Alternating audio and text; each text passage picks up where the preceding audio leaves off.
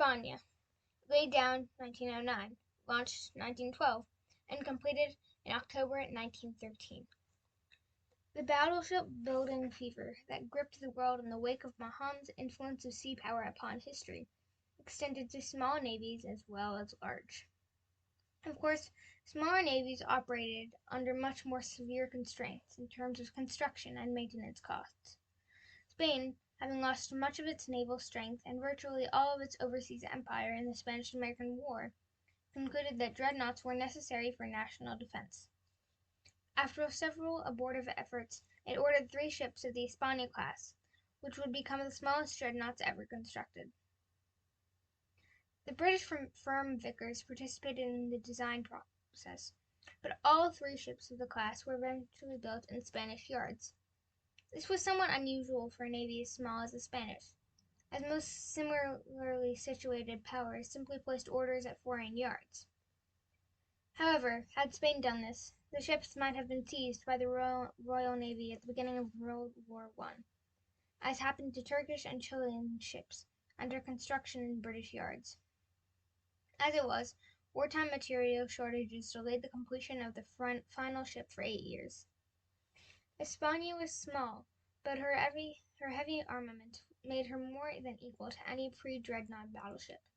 Small and short of range, the Espanas were not well suited to any mission other than coastal defense, which occupied most of their time. The 3 ships also engaged in the shore bombardment of rebel positions in Morocco. Unfortunately, this mission proved hazardous. Espana hit a rock on August 26, 1923, and broke apart in an ensuing storm. Strangely, this accident happened exactly 1 year after the French battleship France had hit an uncharted rock and sank.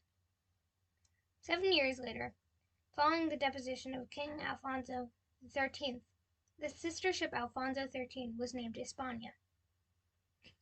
The Armada Española floated various schemes for refit and modernization, including one ambitious plan for reconstructing Espana and her surviving sister along the lines of the German pocket battleships.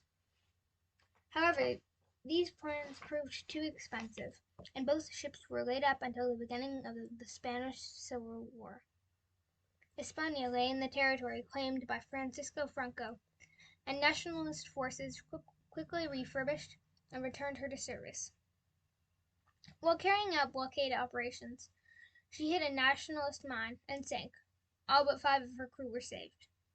The third sister, James I, had some more luck. Under Republican control, she suffered an internal explosion and sank in June 1937. After the end of World War I, Spain considered, but rejected, a larger naval program. Expense was probably the largest reason, although the naval holiday declared by the Washington Naval Treaty undoubtedly played a part. The designs under study by the Spanish Navy would, if constructed, have been some of the largest battleships and battlecruisers in the world at the time. The existence of such ships would have made Spain's situation in World War II more complex, as they might have provided enough of a threat to British naval power to justify a preventative attack of the sort that the Royal Navy launched against the French fleet at Mers el Kebir. The author's note: the Spanish chose a very different route to naval sufficiency than the southern navies. Instead of buying advanced, large battleships, they concentrated on smaller, more manageable vessels. Unfortunately, they didn't fare much better than their Latin American brethren. The Espanas are interesting chiefly for what they accomplished on an extremely small hull. They demonstrated that the dreadnought form could achieve a considerably more lethal union than the pre-dreadnought, even on roughly the same displacement.